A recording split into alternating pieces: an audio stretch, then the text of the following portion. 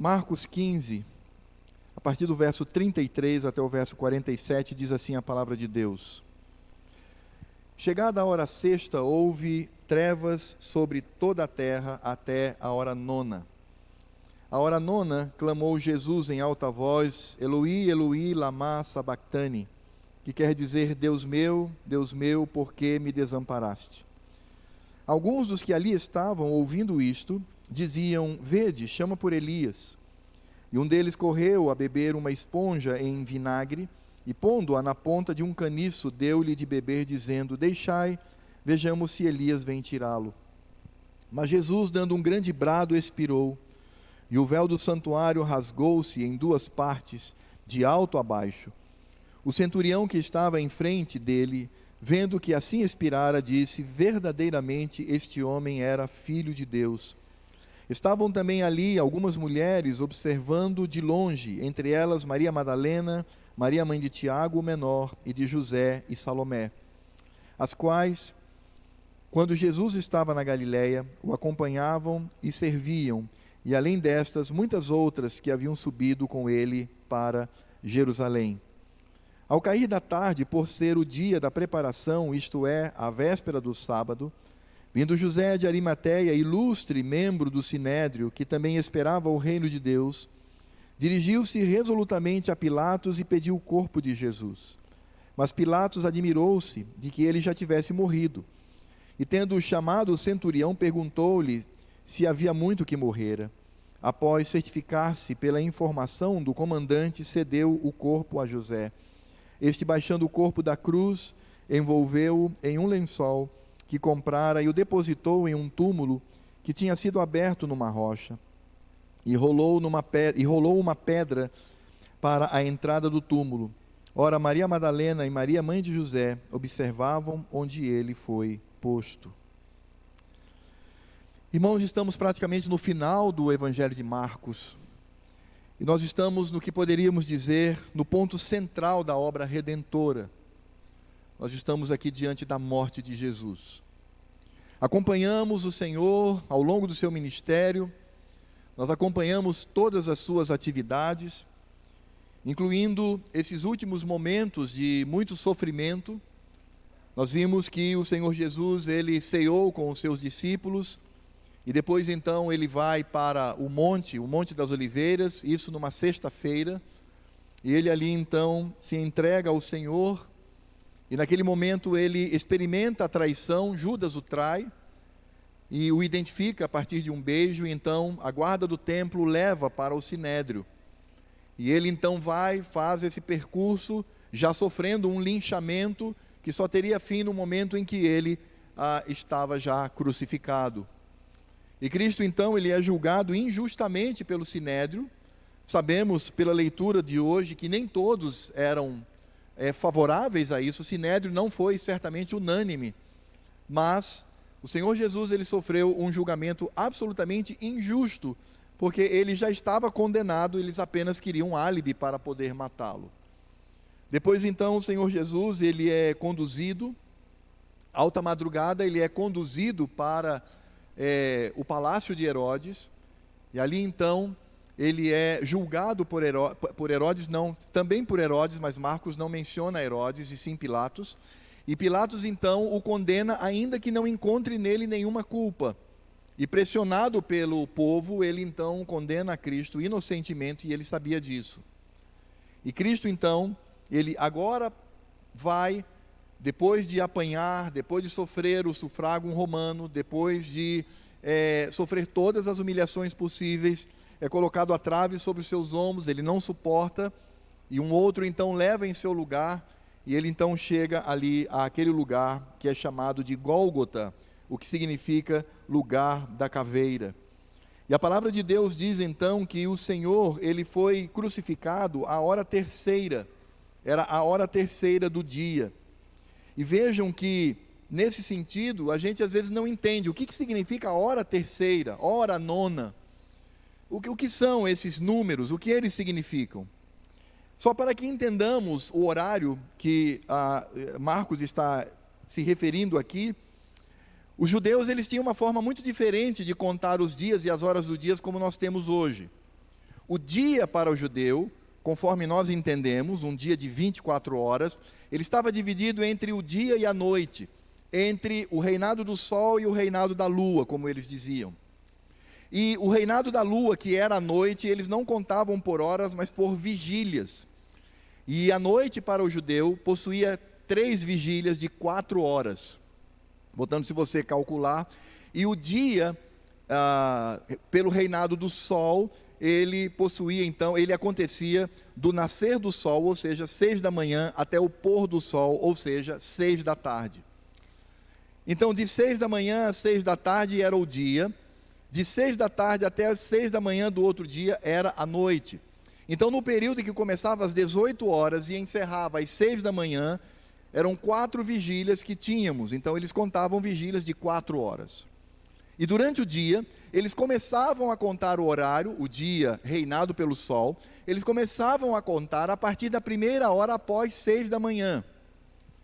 Então, quando nós entendemos, quando eles falam a primeira hora do dia, era 7 da manhã, porque 6 até as 7 forma 1 hora, então é o que acontece. Quando nós encontramos aqui a palavra de Deus dizendo que o Senhor Jesus, ele passa então a ser crucificado, como ele deixa claro aqui, a partir do verso 22. E levaram Jesus para o Gólgota, que quer dizer lugar da caveira, deram-lhe a beber vinho com mirra, ele porém não tomou. Então o crucificaram e repartiram entre si as vestes dele, lançando-lhe sorte para ver o que levaria cada um. Era hora terceira quando o crucificaram. Então é muito fácil, hora terceira. Então você vê, de 6 às 7 a primeira, 7 às 8 a segunda, de 8 às 9 a terceira. Então era 9 horas da manhã. Então sempre que você perceber nas escrituras o horário do dia, basta apenas você fazer esse cálculo. Então nós temos aqui o Senhor Jesus às 9 horas, ele sofre então a crucificação, era 9 da manhã da sexta-feira. E aí então nós percebemos, irmãos, todo um relato que Marcos faz desse momento do Senhor Jesus. Aqui no Evangelho de Marcos ele ressalta 7 momentos. Embora, obviamente, utilizando os outros evangelhos, nós vamos perceber que há outros momentos, e eu quero inclusive trazer aqui para os irmãos apenas como conhecimento daquilo que os evangelhos nos apresentam. Mas Marcos, ele ressalta apenas 7 momentos, e são os 7 momentos, então, da crucificação. E como que isso acontece? Bem, às 9 horas da manhã, Jesus, então, é deitado no solo, e os seus pulsos são pregados com pregos na trave, naquela parte horizontal da cruz, e que era chamada de patíbulum, como nós vimos domingo passado. Depois então eles perfuravam a lateral do tornozelo, daqueles 2 ossos que temos no tornozelo, eles perfuravam com uma furadeira e depois colocavam ali outro prego. E Cristo então, ele se sentava num banco, na parte, o simplex, que era a trave, que tinha entre 2 metros, no máximo 2,5 metros, existia ali no centro um banco para se sentar, chamava-se sedécula. Então ele é pregado, e depois ele é colocado ali, ele se senta no banco, eles pregam então os pregos dos pés e montam então a cruz. E o formato da cruz, porque a cruz mesmo em si é um T, tem um formato de um T, mas quando se coloca o título sobre a cruz, então aí você tem a ideia de um cruzamento. E ali quando Pilatos coloca a acusação contra Jesus, este é Jesus Nazareno, rei dos judeus, esse foi o seu crime, se colocar como rei dos judeus.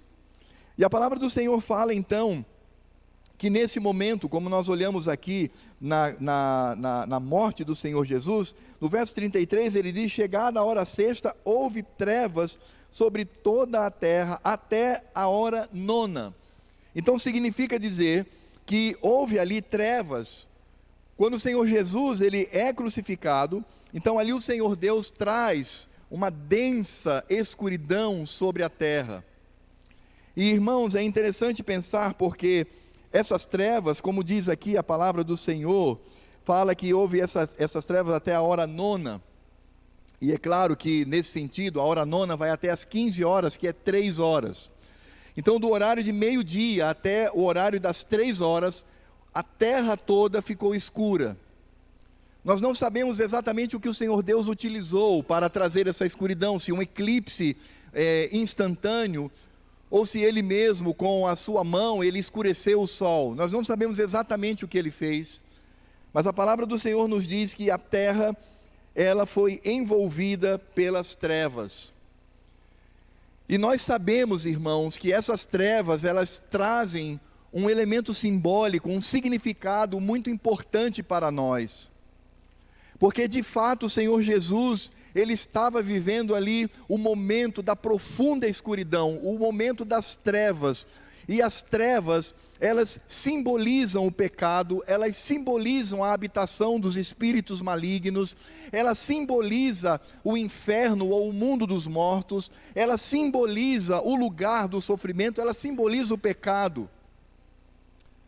Portanto, o que o Senhor Deus está mostrando ali é que o seu Filho amado, ele está sendo envolvido pelas trevas dos nossos pecados. O Senhor Jesus, ele vive ali o momento mais difícil da sua vida humana. E nós sabemos que essas trevas querem esmagá-lo, e por causa dessas trevas ele será morto, e ele está sendo morto ali naquele lugar. Cristo é envolvido pelos nossos pecados, Cristo é envolvido pelas nossas depravações, Cristo é envolvido pela nossa imundícia, pela nossa sujeira. E isso, sobretudo, mostra o que está acontecendo, porque Marcos, ele nos diz que quando as trevas envolvem o seu Filho e envolvem toda a terra, não há luz em nenhum lugar da terra, em nenhum lugar, tudo é densa escuridão, não há nada que possa iluminar, nem a lua pode iluminar, porque sem o sol não tem como ela refletir a luz.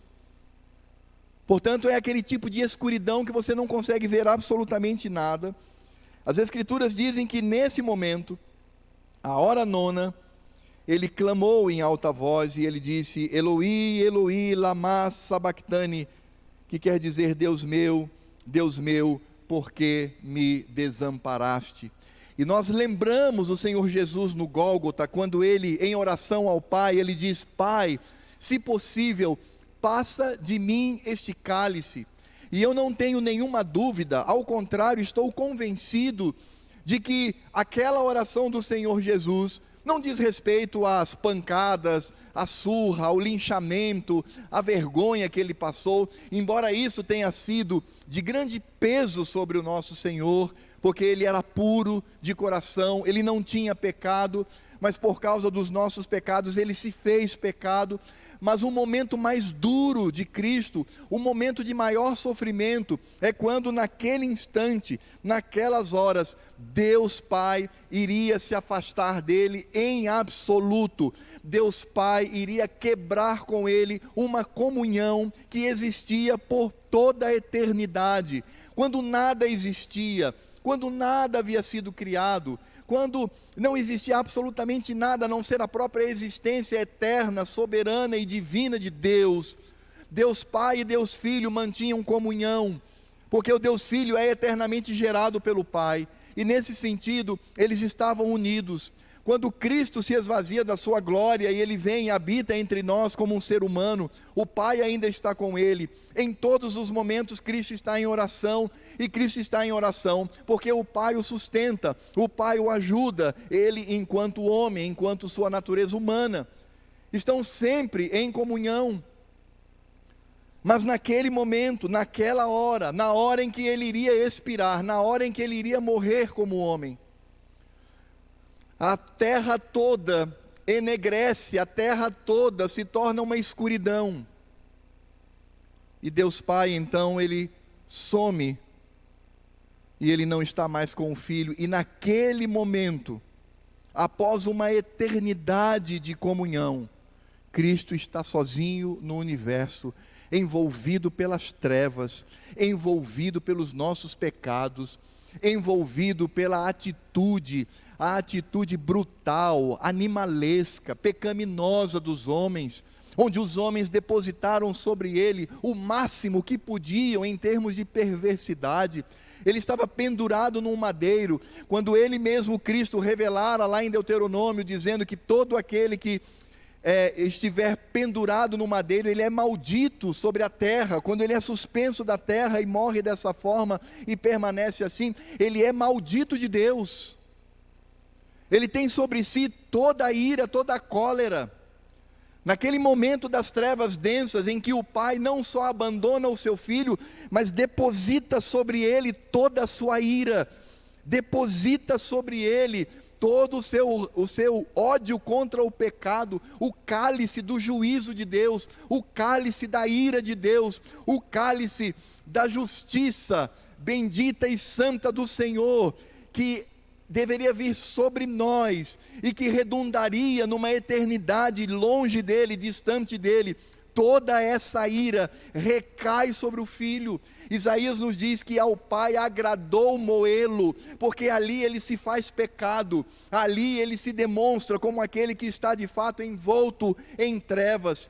Quando nós afirmamos que Cristo se faz pecado, não estamos dizendo que ele pecou, ele não pecou em lugar nenhum, em momento algum, mas ele toma sobre si todos os pecados dos eleitos. Eu repito, todos os pecados dos eleitos estavam sobre o filho naquele momento. Esse era o peso que ele sentia, esse era o fardo que estava sobre ele, e ele estava sozinho, porque Deus, não diretamente ao seu filho, mas por conta de ter se feito pecado, se constitui inimigo do pecado e o abandona.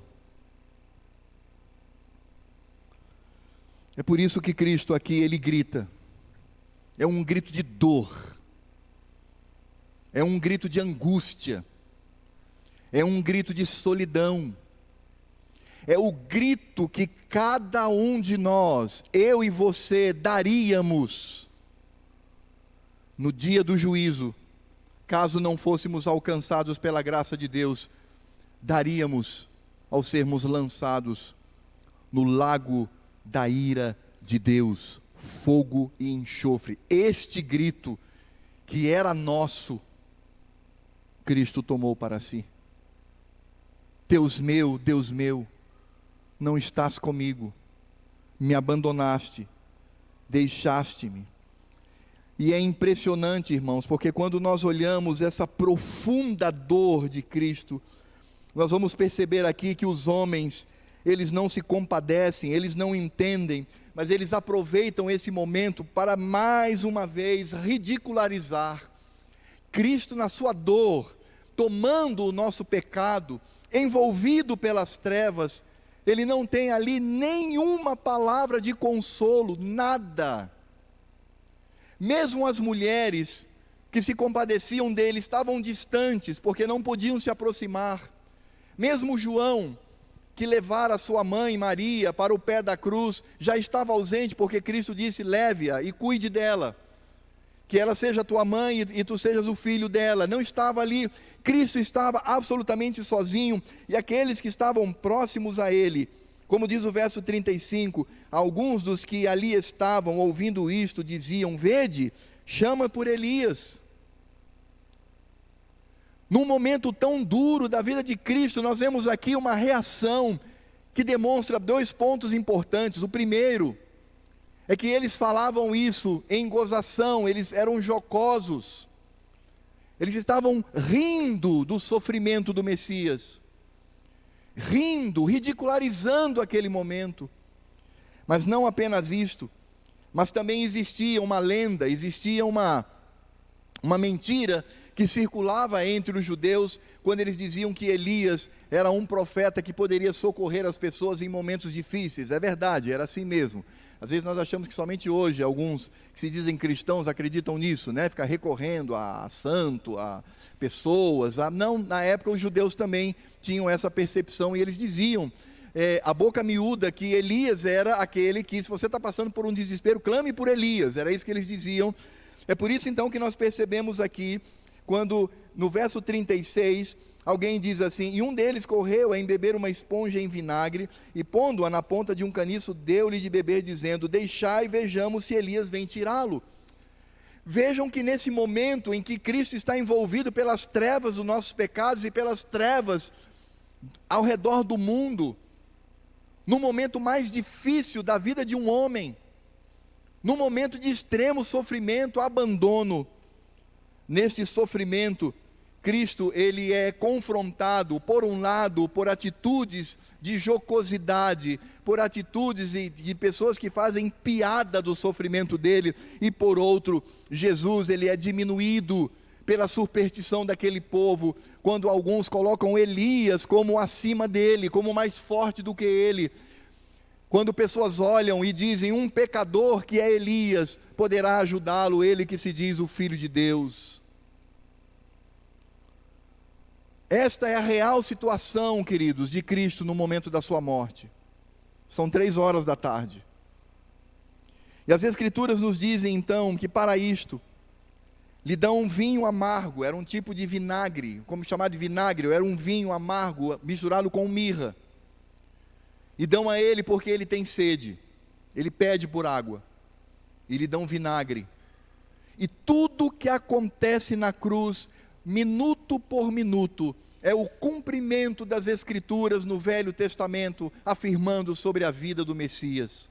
Até mesmo quando ele pede água e lhe dão vinagre, se cumpre aquilo que o salmista diz, quando o salmista afirma que pediu água e lhe deram vinagre em seu lugar. E nesse sentido, irmãos, percebemos aqui Marcos dizendo, no verso 37, que Jesus deu um grande brado e expirou. Quando nós olhamos, irmãos, para esse quadro, nós poderíamos pensar em todas as palavras do Senhor Jesus na cruz. E olhando para os evangelhos, e Marcos ele trata apenas de alguns desses termos, olhando para todo o evangelho, nós vamos perceber que Jesus ele fala 7 vezes a partir da sua crucificação. Ele é crucificado, e na sua crucificação, juntando os evangelhos sinópticos, que é Mateus, Marcos, Lucas, e também o evangelho mais intimista, que é João, vamos perceber que o Senhor ele tem então 7 momentos onde ele fala. A primeira frase que o Senhor Jesus utiliza é o que está em Lucas capítulo 23, verso 34, e a frase de Cristo é essa: Pai, perdoa-lhe, porque não sabem o que fazem. Portanto, a primeira expressão do Filho é a manifestação do perdão. Ele mesmo que ensinara aos seus seguidores, dizendo, se você não perdoar, você não será perdoado. O mesmo que ensinara na oração, dizendo, Pai, perdoa as minhas dívidas, os meus pecados, assim como nós temos perdoado aos nossos devedores, aqueles que pegam contra mim. Nesse momento crucial, em que seria justa a ira do Filho sobre aqueles que o matam, as Escrituras dizem que dos seus lábios, enfraquecidos pela dor, pela humilhação, pela sua condição física, ele diz em alto e bom som, Pai, perdoa-lhe, porque não sabem o que fazem, o que manifesta aquele coração envolvido pelas trevas do pecado, manifesta a graça e a misericórdia de Deus contra aqueles que estavam matando. A segunda frase, novamente, está em Lucas, no capítulo 23, mas já no verso 43, quando um dos facínoras, um dos ladrões, começa então a ter uma atitude jocosa. Marcos nos fala, Mateus demonstra isso, que os dois travam esse diálogo, e o que as Escrituras nos mostram é que de início os dois ladrões, os dois assassinos, começam a também participar daquele coro, fazendo piadas acerca do Senhor Jesus, mas o Espírito Santo, o Espírito de Cristo, toca no coração de um deles. E ele então olha para o demais e diz, paremos com isso. Você não vê que ele é justo? Nós padecemos aqui por causa do nosso pecado. E depois então ele olha para Cristo e diz, Senhor, lembra-te de mim, quando entrares no teu reino. E aí temos então a segunda frase do Senhor Jesus, quando ele diz, em verdade te digo, hoje mesmo estarás comigo no paraíso. A segunda expressão de Cristo na cruz, seguido do perdão incondicional dado aos seus assassinos, aos seus algozes, àqueles que com brutalidade o matam. A segunda frase de Jesus é uma palavra de esperança. aquele homem que não merecia absolutamente nada, que por toda a sua vida passara cometendo pecados contra as pessoas, e que de início peca e afronta o Senhor, mas tomado não por ele, não é ele que toma consciência de quem é Cristo, mas porque o Espírito de Cristo, o Espírito de Deus, toca no seu coração, age no seu coração, e ele agora se apercebe de quem é Cristo. Essa revelação não vem dele, vem do Senhor. E Cristo diz para ele que naquele mesmo dia os dois estariam no paraíso. Depois então a terceira frase que nós encontramos é o que está em Mateus 27, 46 e Marcos 15, 34, como acabamos de ler, é a que nós já mencionamos: Deus meu, por que me desamparaste? Então, após Cristo manifestar o seu perdão e Cristo trazer esperança para alguém que não merecia, alguém que não se converte por si, mas é tocado pelo próprio Espírito de Cristo, pela natureza divina do Senhor, pelo Espírito do Pai, é tocado, e ele então ali passa por um processo de conversão e tem uma palavra de esperança. Agora o Senhor vai manifestar o seu isolamento, o seu sofrimento, aquilo que está angustiando o seu coração, na frase: Deus meu, por que me desamparaste? Em seguida, a quarta frase do Senhor está relatado no Evangelho de João, capítulo 19, verso 26, e vejam só a sequência: o perdão, a graça e a esperança, a dor da morte pelos pecados alheios.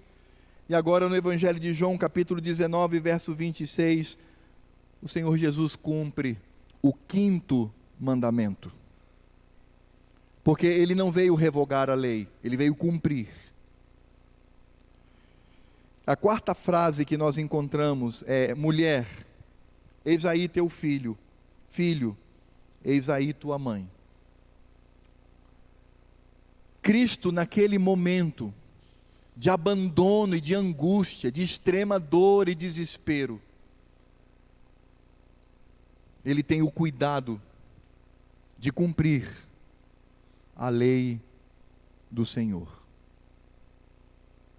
O cuidado de Cristo com sua mãe, e o cuidado de Cristo com relação a João, dando-lhe essa incumbência, não é outra coisa do que estar ali, cumprindo a lei de Deus.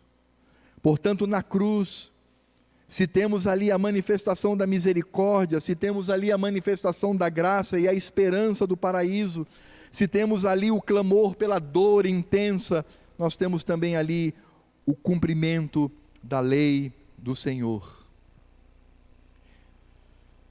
No Evangelho de João, capítulo 19, verso 28, nós encontramos a quinta frase do Senhor Jesus, quando ele diz: tenho sede.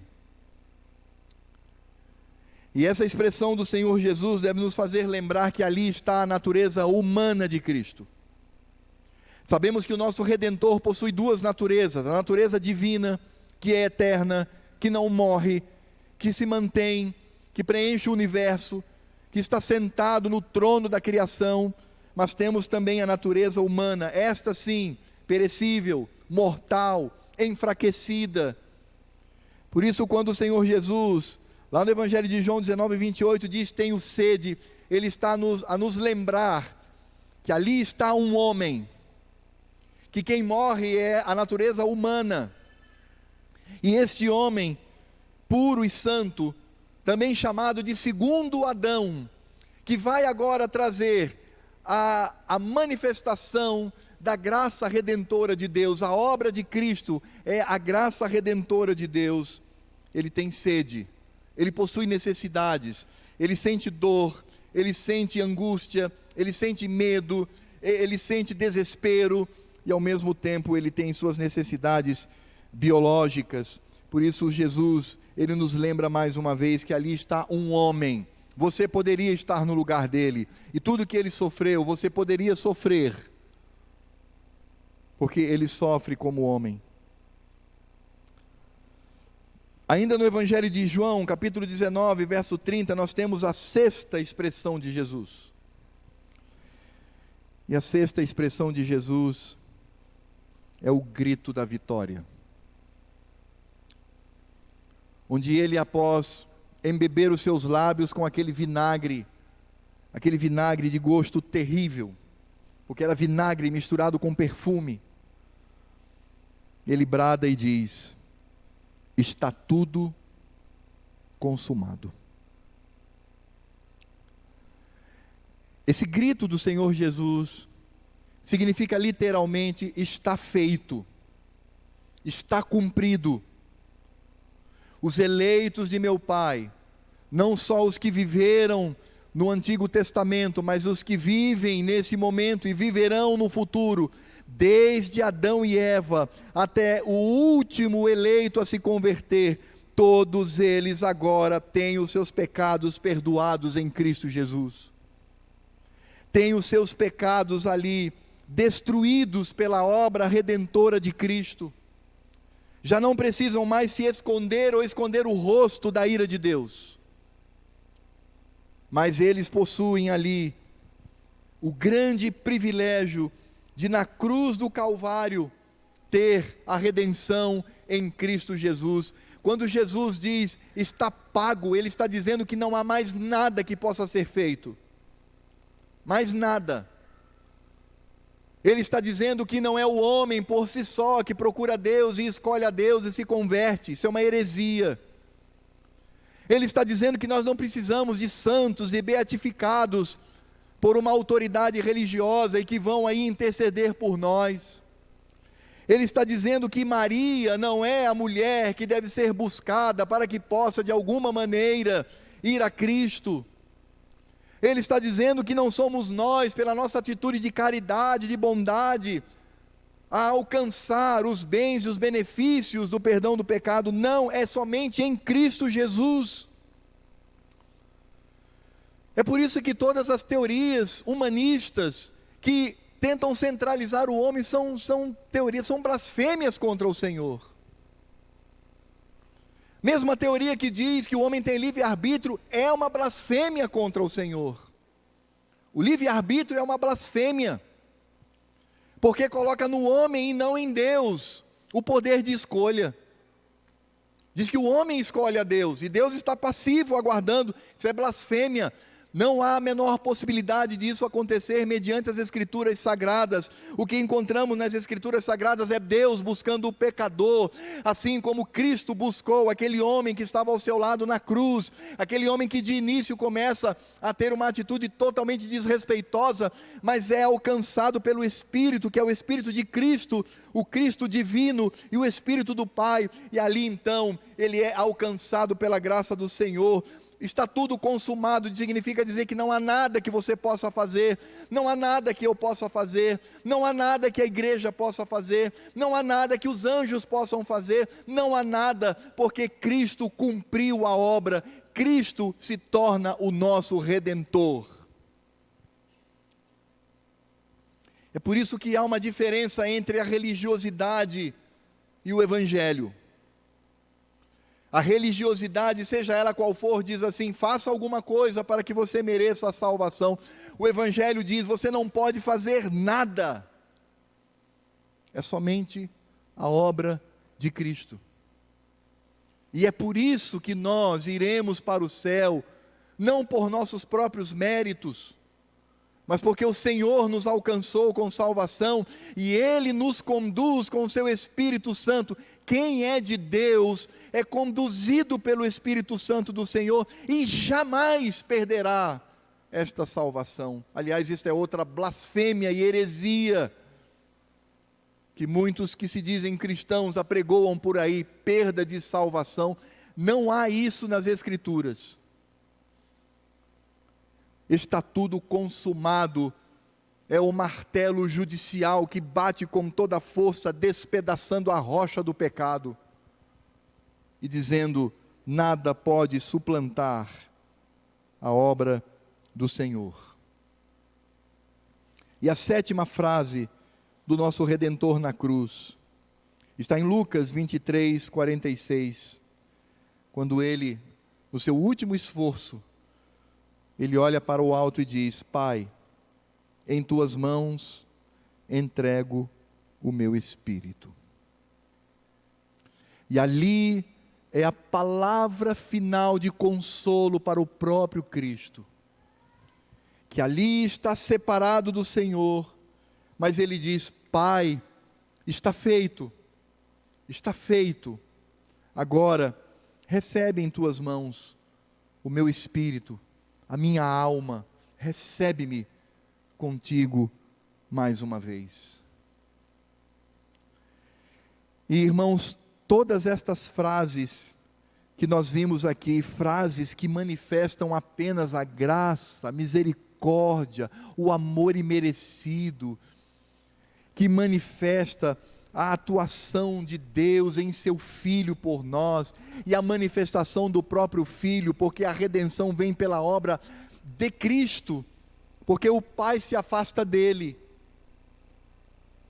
Nós percebemos que tudo isso ocorre nessa manifestação do Senhor, que manifesta graça, que manifesta esperança, que demonstra a profundidade do seu sofrimento, que demonstra o fato de que Cristo cumpre a lei do Senhor, que mostra a sua humanidade, que afirma que a obra está feita e de que agora retorna à comunhão do Pai. Tudo isso acontece na cruz. E como nós vimos semana passada, a cruz não era uma pena capital, onde a pessoa era morta imediatamente. A cruz era um tipo de empalação, ou seja, a pessoa ela era submetida a uma tortura até a morte. É por isso que toda a dinâmica da crucificação, avaliada pela medicina, demonstra os horrores daquele ato. Como vocês sabem, existia um banco chamado sedécula, onde ele ficava literalmente sentado. Esse era o trono de Cristo ali. Quando Cristo entra em Jerusalém, ele é aclamado como rei, ele está indo para o trono. Mas o trono é o banco da cruz.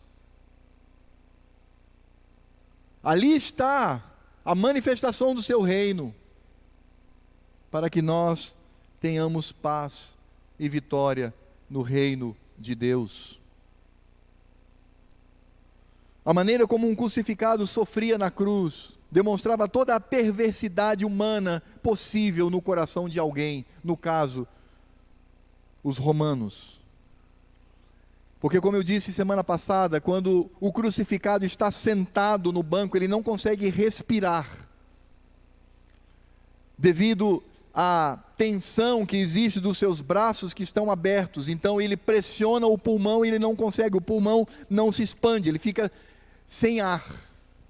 E quando ele não suporta mais, então ele força os pregos dos pés e ele se levanta do banco. Era assim que acontecia na cruz, ele ficava quase que de pé. E aí então ele conseguia respirar, porque os seus pulmões eram aliviados. Mas enquanto ele forçava os seus pés e forçava também os pregos das mãos, porque a única sustentação que ele tinha para ficar de pé eram os pregos, tanto do pulso quanto do tornozelo. A medicina alega que há uma dor insuportável vindo das extremidades para o centro do corpo, que aumenta cada vez mais, sem nenhuma misericórdia. E quando o crucificado então já estava com dor atroz e não suportando mais, ele sentava no banco, e aí o seu pulmão era pressionado, e ele não conseguia respirar. Foi desta maneira que Cristo pronunciou as 7 frases da manifestação da graça, da manifestação da sua dor, da manifestação da sua humanidade e divindade na cruz do Calvário.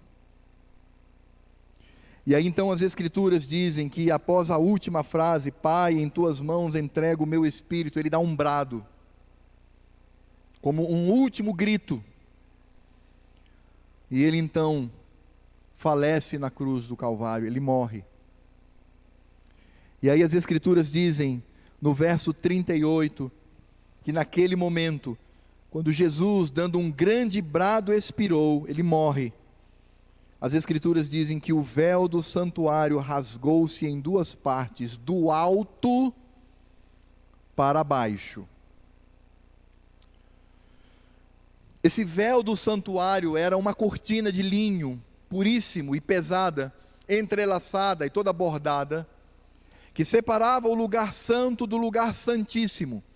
Separava o lugar onde você tinha ali a mesa dos pães, o altar da oração, e você tinha o menorá, que é aquele candelabro de 7 pontas, e você tem então esse véu, e esse véu então do outro lado estavam ali objetos sagrados para a igreja de Cristo no Velho Testamento, sobretudo as tábuas da lei, a vara de Moisés, e são elementos ali que representavam a presença do trono de Deus. Os sacerdotes, aliás, o sumo sacerdote, ele entrava apenas uma vez por ano nesse lugar. E naquele lugar, onde somente ele podia entrar, ele clamava pela misericórdia de Deus para que o povo tivesse os seus pecados perdoados. Mas era algo tão terrível, tão aterrorizador, que o sumo sacerdote, ao entrar ali, ele amarrava uma corda na sua cintura e enchia o seu corpo de sinetes. E os levitas então seguravam a corda do lado de fora, e enquanto eles ouviam os sinetes tocando, diziam: ele está vivo. Caso esses sinetes parassem, eles gritassem o nome, não houvesse resposta, sabiam que Deus havia matado aquele sumo sacerdote com a sua ira contra o pecado. Eles então arrastavam aquele corpo para fora.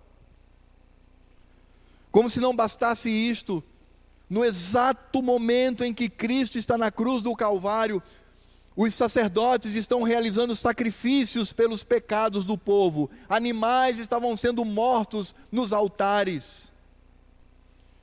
Mas essas escrituras sagradas dizem que no momento, não que quando aqueles cordeirinhos que desde Adão e Eva vêm apontando para o Cordeiro de Deus, mas quando o Cordeiro de Deus morre, quando o Cordeiro de Deus morre no altar de Deus, quando o Cordeiro de Deus dá a sua vida pelos eleitos do Senhor, lá no Gólgota, lá no templo, no coração de Jerusalém, as Escrituras nos dizem que o véu rasga, e ele não rasga de um lado para o outro, nem de baixo para cima, mas de cima para baixo, como se as mãos invisíveis de Deus viessem ali e rasgasse e dissesse: basta, não há mais separação, não há mais necessidade dos sacrifícios dos animais, não há mais necessidade do templo, não há mais necessidade de todas essas liturgias e essas atuações culticas que vocês realizam.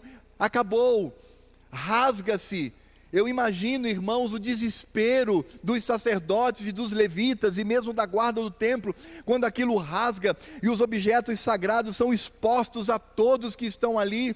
Eu imagino que os levitas devem ter ali com o coração palpitando, tentando costurar aquilo ou segurar, mas Deus estava dizendo que em Cristo tudo aquilo estava encerrado. O que significa dizer que os eleitos de Deus não precisam mais de um pecador que é eleito um sumo sacerdote para entrar no templo e pedir pelos nossos pecados.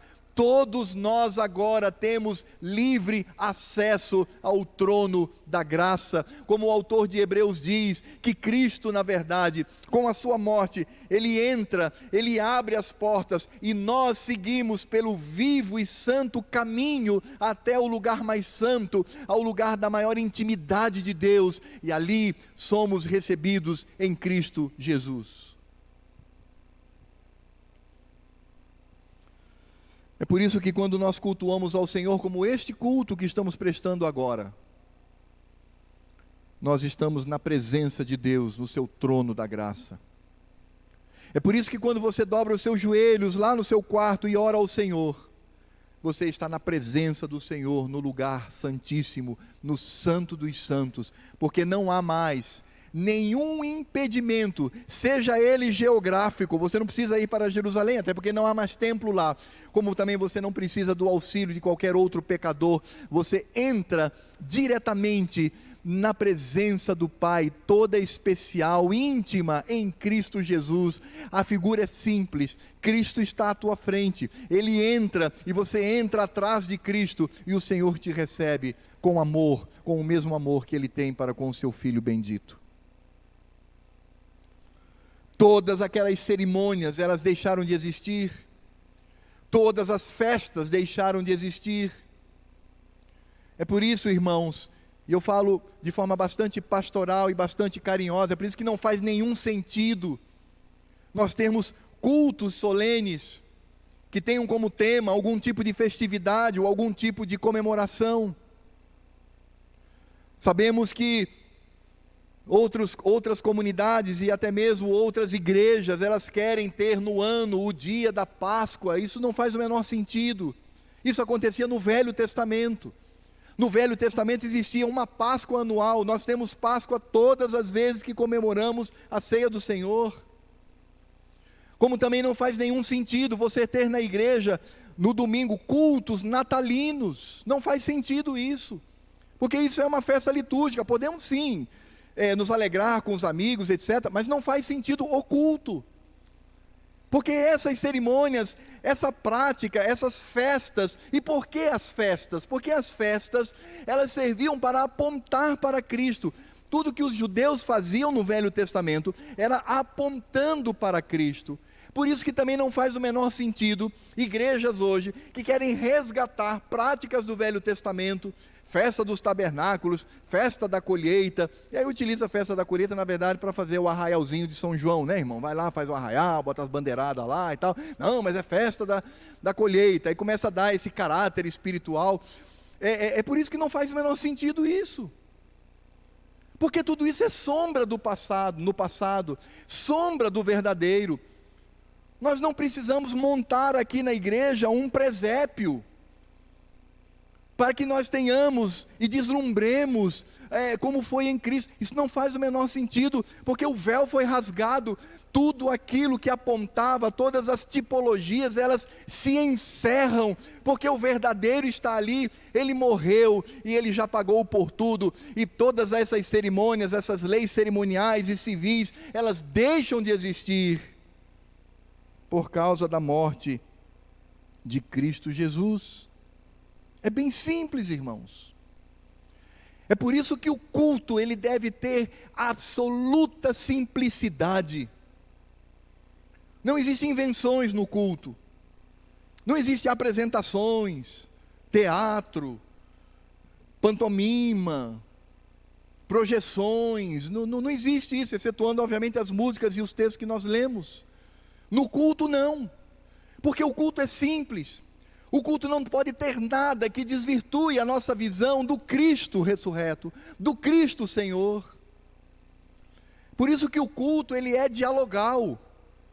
Ele não traz uma representatividade. As únicas representações que nós temos no culto foi aquela que o Senhor mesmo ordenou: a ceia e o batismo. Excetuando essas, não há mais nada que se inventar.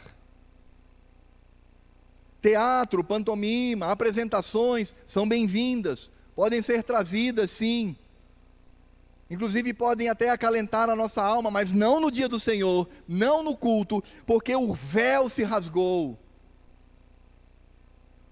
O que nós temos hoje é o chamado culto dialogal, onde na liturgia Deus fala à igreja por meio da palavra, e nós, com alegria, respondemos ao Senhor por meio do cântico e por meio da oração. E depois então temos a centralidade do culto, que é a pregação da palavra, onde Cristo fala, e pronto, culto é isto. Por isso o nosso culto, o culto cristão, pode ser feito nesse auditório, pode ser feito na casa de um irmão, pode ser feito no meio da rua, debaixo da mangueira, dentro da caverna, em cima na montanha, em qualquer lugar, porque onde está o povo de Deus? Está a igreja de Cristo. Não necessitamos mais de altares, de cortinas, de encenações, de festas, não há mais nada. O culto é simples, limpo, onde somente Cristo, somente Ele brilha. Por isso o véu foi rasgado, porque agora vivemos no momento da graça de Cristo. E aí nós percebemos, irmãos, o reconhecimento do Império Romano acerca da morte do Senhor. A palavra de Deus nos diz no verso 39, o centurião, que é um chefe de 100, que estava em frente dele, Vendo que assim expirara, disse: verdadeiramente, este homem era filho de Deus. A tradição da igreja diz que esse homem se converteu e ele se tornou um pastor numa das igrejas na região da Palestina. Se isso é verdade, percebemos aqui a segunda pessoa que é alcançado pela graça de Cristo, estando ele na cruz. O primeiro é um facínora, é um bandido, é um assassino, que vive apenas o reino de Deus os últimos segundos da sua vida. O segundo é um centurião, um gentio, alguém do Império Romano, um homem que reconhece ali, pela graça de Cristo, que ali está o Filho de Deus, algo que aquela grande multidão não havia percebido, na sua maioria judeus, mas também romanos, não haviam percebido. Ele se entrega ao reconhecer que Cristo de fato é o Senhor. Por isso, irmãos, nós não podemos encerrar esta exposição das Escrituras sem também falar daquilo que está no verso 40 e que segue até o verso 47. Diz assim a palavra de Deus: estavam também ali algumas mulheres observando de longe, entre elas Maria Madalena, Maria mãe de Tiago, o menor, e de José e Salomé, as quais, quando Jesus estava na Galiléia, o acompanhavam e serviam, e além destas, muitas outras que haviam subido com ele para Jerusalém. E aí do verso 42 até o verso 46, mostra o Senhor Jesus e o seu sepultamento, e no verso 47 diz: ora, Maria Madalena e Maria mãe de José observaram onde ele foi posto. Irmãos, aqui nós temos algo muito precioso. Em primeiro lugar, com relação a José de Arimateia. Percebemos claramente que o sinédrio não era unânime, mas que existia ali homens, que eram homens sérios, homens que viam toda a patifaria que ocorria naquele meio, homens que reconheciam de fato o que estava acontecendo. José de Arimateia, ele corre riscos, porque ele vai até Pilatos. As Escrituras dizem que Pilatos fica surpreso, diz: ué, mas o homem já morreu? Porque era costume que as pessoas ficassem 3, 4, 5 dias lá na cruz. Mas o mesmo centurião que havia reconhecido a Cristo como Senhor, diz a ele: sim, ele faleceu. Ele entrega o corpo, e José de Arimateia, num túmulo virgem, um túmulo nunca utilizado, incrustado na rocha, ele deposita o corpo de Cristo. As pessoas que morriam na cruz, elas tinham 2 destinos certos: ou a vala comum, ou eles ficavam pendurados no madeiro, já mortos, até que todo o seu corpo se destruísse pela putrefação. Os hebreus, quando matavam as pessoas a pedradas, e elas não eram dignas, porque eram bandidas, assassinas, eram facínoras, eles não davam a ele enterro, deixavam no monturo de pedra. Portanto, como Jesus não foi apedrejado e morreu na cruz, ele tinha apenas 2 destinos: ou seu corpo ficaria na cruz até sumir, ou ele seria jogado numa vala comum. Mas o Senhor Deus, cumprindo a sua palavra, porque diz que com o rico teve a sepultura, José de Arimateia foi um homem que enfrentou a tudo e a todos, porque ele foi constrangido pela graça e a misericórdia de Cristo, um irmão nosso. E ele então, assumindo todos os riscos, movido pelo poder do Espírito, amparado pelo Senhor, ele então coloca o corpo de Cristo ali na sepultura. As Escrituras dizem que ele compra um lençol de linho, e envolve o corpo, porque não havia tempo. Já estava se encerrando ali a sexta-feira, estava por se iniciar o dia do Senhor, então havia uns preparativos. Os judeus, eles se preparavam na sexta-feira para o dia do Senhor. Um pouquinho diferente de alguns, né, irmãos, que no sábado fica até 3 da manhã e jogando e vendo televisão e... Enfim, os judeus, eles não faziam isso, eles se preparavam. Amanhã é o dia do Senhor, vamos nos preparar. Por causa disso, então, eles tiram o corpo do Senhor às pressas, e não há tempo de embalsamar. Então eles enrolam com um lençol, um grande lençol, e depositam. E as Escrituras dizem que as mulheres, elas estavam ali acompanhando ao Senhor e observando de longe. E isso aqui, irmãos, é algo extremamente precioso. porque esse evangelho ele foi escrito aos romanos. Por isso Marcos enfatiza o centurião que reconhece que ali está o Filho de Deus. O centurião está dizendo, não é César, mas Cristo, o Deus entre nós. Mas ele também está escrevendo a uma sociedade extremamente machista, uma sociedade que esmagava as mulheres, que era desonra as mulheres falarem ou terem qualquer tipo de atuação. Mas aqui Marcos ressalta que são as mulheres que estão de longe acompanhando o Senhor, tendo o cuidado de ver qual era o túmulo, para que não se enganassem e pudessem ali, após o dia do Senhor, após o dia de sábado, ir lá e cuidar do corpo, aí sim, embalsamando com outros lençóis, com perfume, com objetos aromáticos. São as mulheres que têm esse cuidado. Os homens, os discípulos, fugiram todos. Eles não têm esse cuidado com Cristo. Possivelmente João poderia ter, mas estava agora amparando Maria. O que nós encontramos aqui é a participação das mulheres. E como isso é lindo, irmãos. Porque a elas coube o cuidado com o corpo santo de Jesus. Vejam que quem se preocupa com o Senhor, primeiro é um centurião romano, não é um dos discípulos, que dizer se verdadeiramente era filho de Deus. O segundo é um membro do Sinédrio, não é um dos discípulos. Quando diz, eu quero o corpo, Pilatos, por favor, quero dar um funeral e eu quero dar um sepultamento honrado para ele, porque as Escrituras dizem que José de Arimateia aguardava o reino de Deus. Em terceiro lugar, as pessoas que estão cuidadosamente acompanhando o Senhor e acompanhando todos os eventos, olhando qual era o túmulo, planejando, nós voltaremos aqui no domingo para cuidar do corpo do Senhor, e elas fazem isso, vão de madrugada.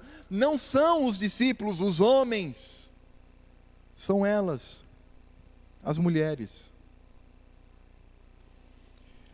E essa é a oportunidade de Deus para mostrar que sim, as nossas irmãs são bênção no reino de Deus, são cuidadosas, e elas de fato servem ao Senhor, serviram não apenas enquanto Ele estava vivo, mas estavam dispostas a servi-lo quando Ele já estava morto. Por isso que não cabe nas igrejas de Cristo nenhum tipo de sexismo machista.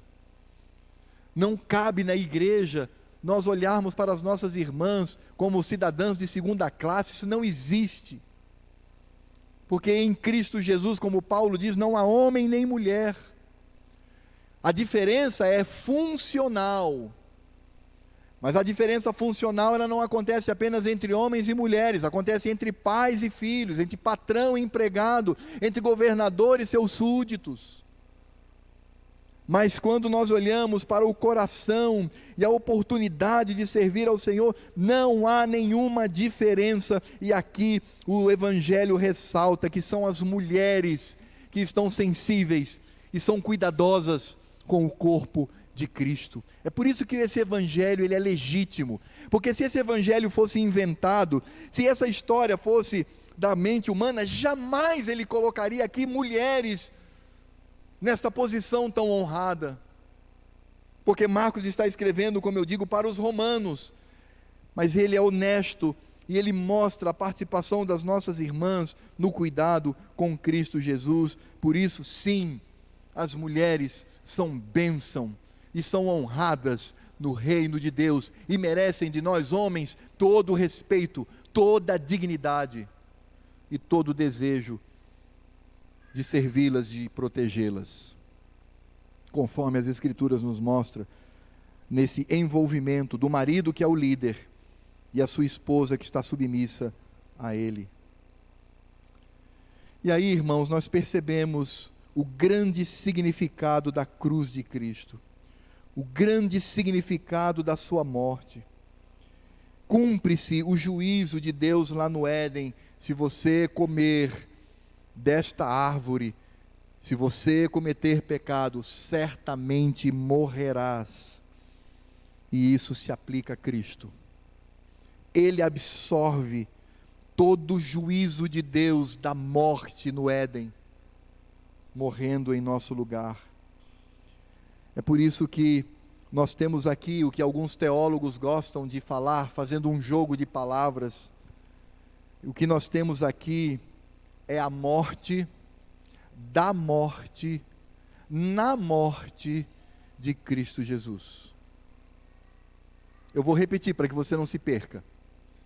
O que nós temos aqui é a morte, da morte, na morte de Cristo Jesus. É por isso que as Escrituras Sagradas nos mostram com bastante precisão como essa mensagem da cruz, ela é loucura. Por isso o apóstolo Paulo, lá em 1 Coríntios, no capítulo 1, a partir do verso 18, ele diz: certamente a palavra da cruz é loucura para os que se perdem, mas para nós que somos salvos, poder de Deus. Como um crucificado que recebeu a morte mais desonrada da época pode ser o Filho de Deus e o grande Salvador?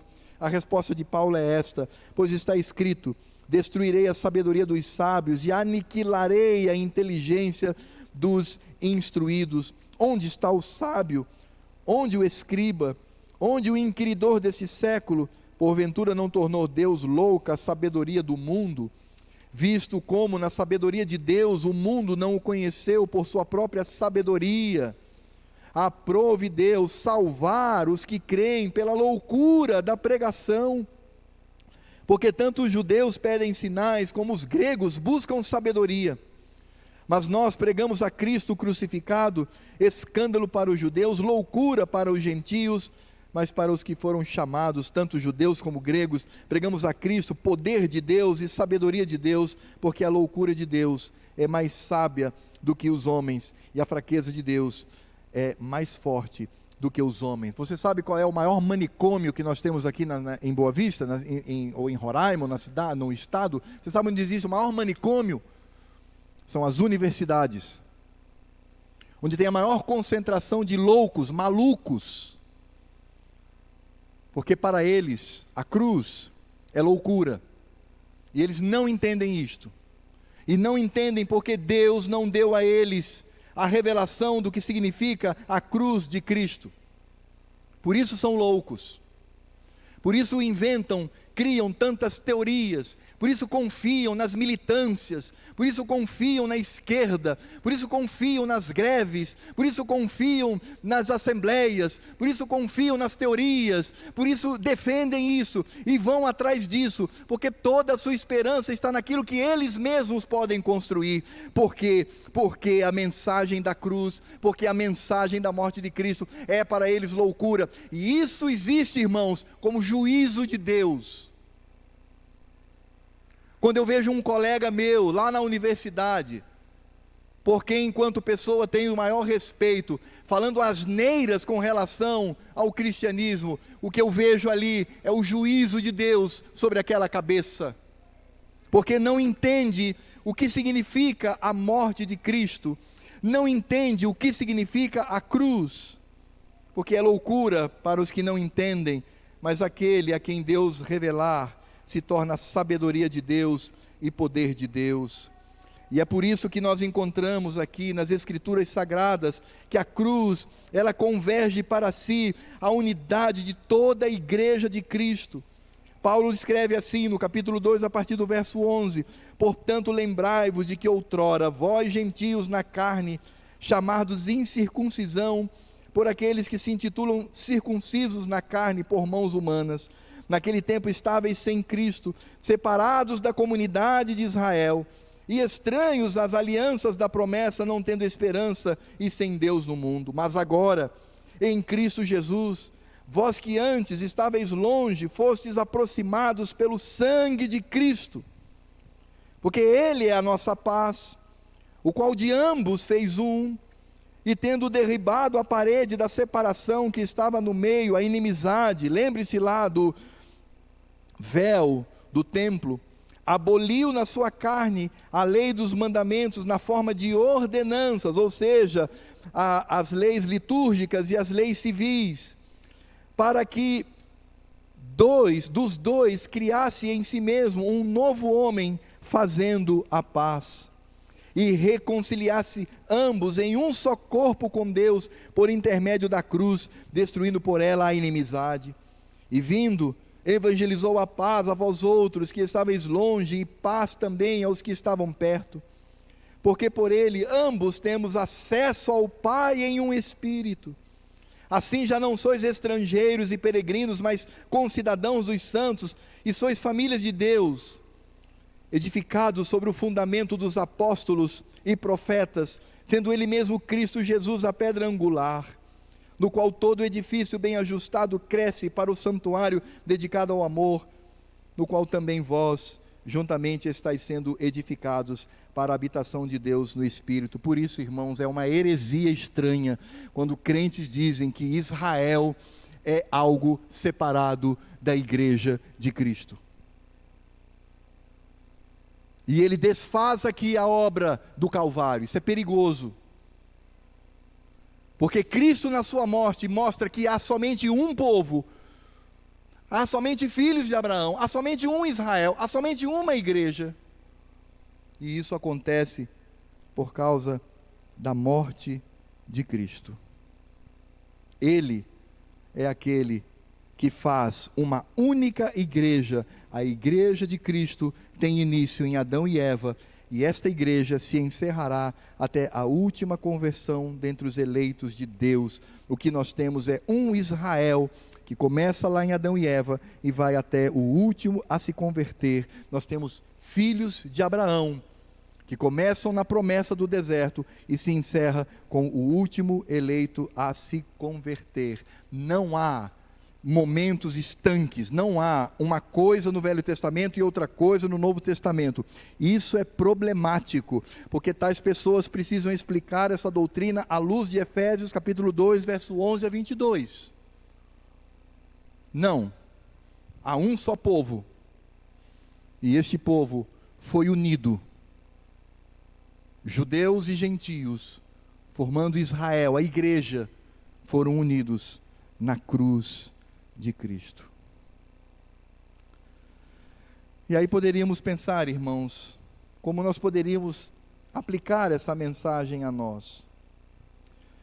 Em primeiro lugar, irmãos, como é terrível o pecado no ser humano. Como é terrível o nosso pecado. Veja do que foi capaz o nosso pecado com relação à morte do nosso Redentor. Por isso devemos tratá-lo com bastante seriedade. Pecado é coisa séria.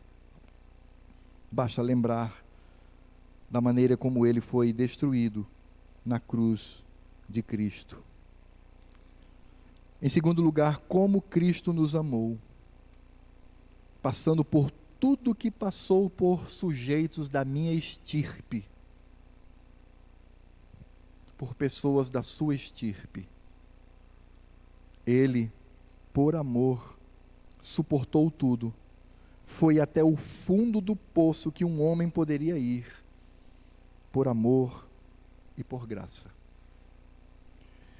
É por isso que vem a pergunta: como não amar a Cristo?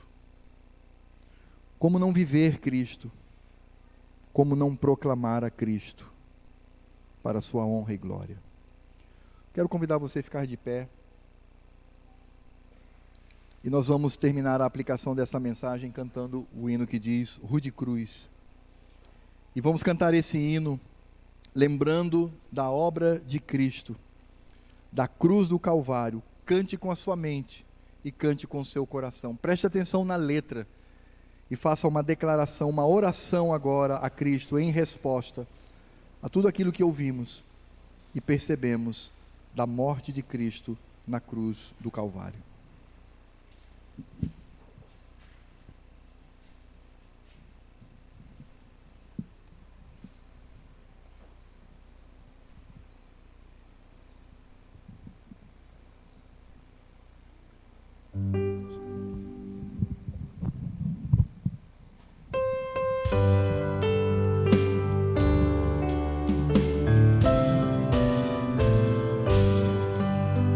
De cruz se erigir, nela o dia fugir, como emblema de vergonha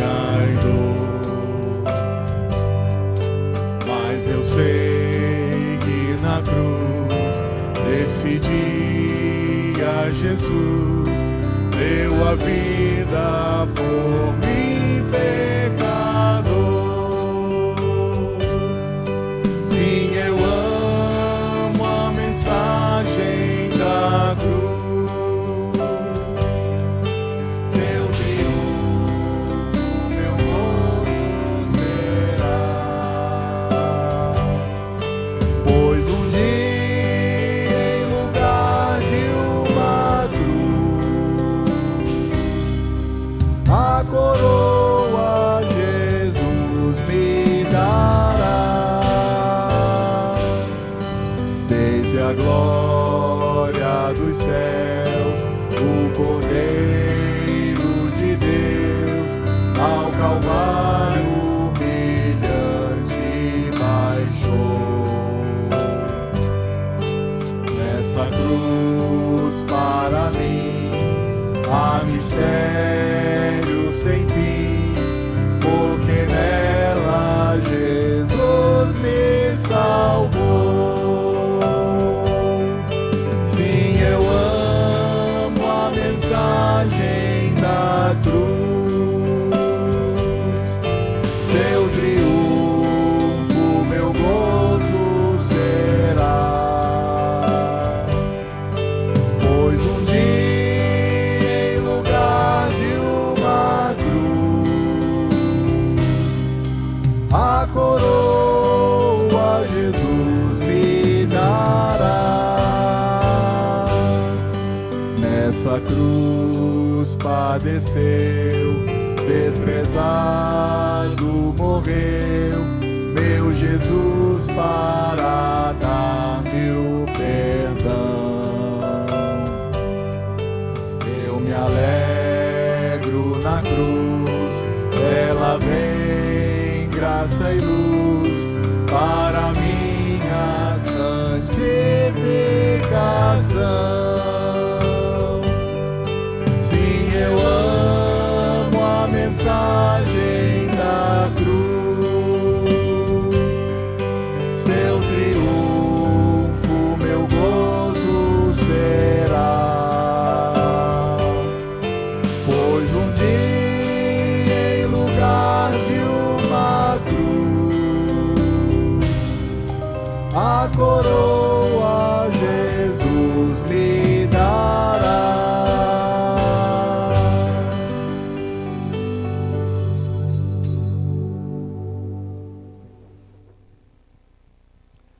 E agora que a graça do Senhor Jesus, o amor de Deus Pai, a comunhão, a consolação e a obra do Espírito Santo, que é o Espírito de Cristo, estejam sobre nós, remidos na cruz do Calvário, e que aguarda a vinda do Senhor até aquele dia quando iremos ultrapassar os portais da eternidade e habitar a verdadeira Jerusalém, a Jerusalém Santa, na presença de Cristo, que estará sentado no trono de Davi, e onde por toda a eternidade cultuaremos o seu santo nome.